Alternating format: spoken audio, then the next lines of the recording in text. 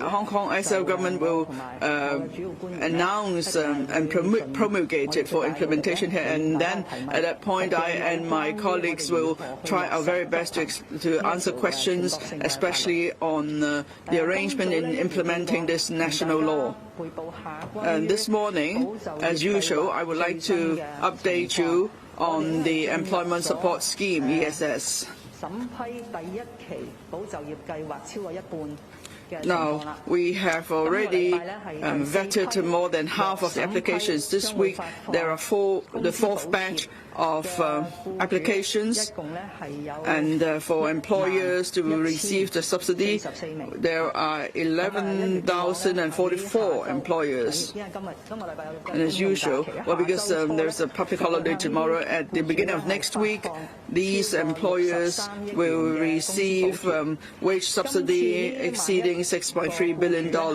For the 11,000 employers, they hire a total of 274,600 employees.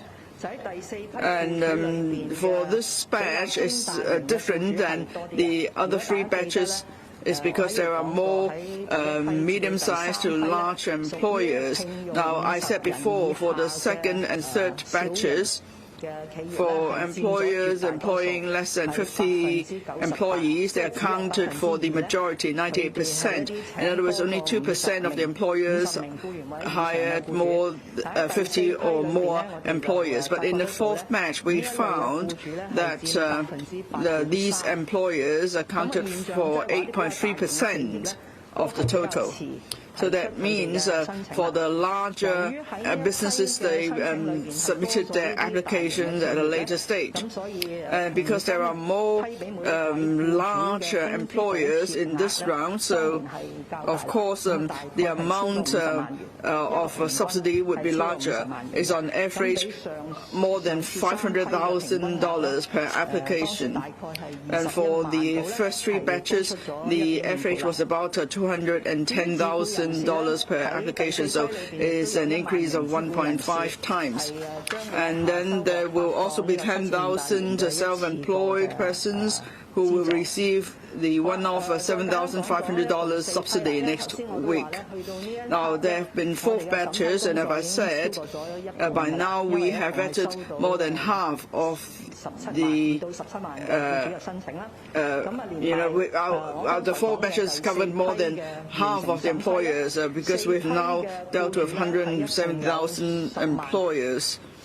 And for the other batch of 100,300 employers, covering a total of 1.11 million employees. So far, we have disbursed $25.4 billion of wage subsidy. For the self-employed, we have disbursed a subsidy to 84,000 self-employed persons, amounting to $630 million. Now, of course, then for the next batch, we will try to cover the remaining employers as the self-employed, and we hope that by mid-July, that is in the next 2 weeks, we're able to complete the vetting of all applications for the first round. And then we will have to start planning the second round, and we'll make an announcement. So this, we're working against a tight timetable, and we would like to thank all parties involved that have been assisting us in this task. In terms of the restrictions on epidemic control, on the 2nd of July, a number of 14-day restrictions would lapse, and today is Tuesday. And later today, you would find out more about the details. It has been more than 2 weeks rather, since we last had new confirmed local cases. So under the suppress and lift strategy, the measures shall be further relaxed. But in light of the fact that in some places they have seen a rebound in cases after relaxing measures, and subsequently they would have to reinstate certain measures, and this might be a norm we have to put up with.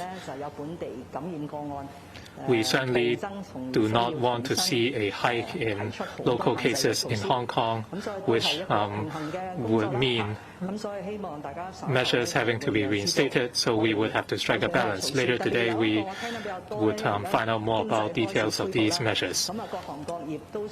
As the economy starts to recover, businesses are hoping to resume operation under 599F, that is the regulation on commercial premises. Apart from eating establishments, there is a 50% limit on the number of seats that can be occupied. For concerts, only half the seats would be available for sale, and the same goes for some LCSD venues. We would see whether there's any room for further relaxation so that various operations could resume. As for the health code system, that is how we can allow travelers between Guangdong and Hong Kong and Macau to Hong Kong to be exempted from the 14-day home quarantine arrangement or compulsory quarantine arrangement. The SAR government would make an announcement later this week. We would now proceed to the question and answer session. Please raise your hand and speak into the microphone as you speak. On the right, the reporter in blue, please. Good morning, Mrs. Lam. I'm from the Oriental Daily. I'd like to talk about the Hong Kong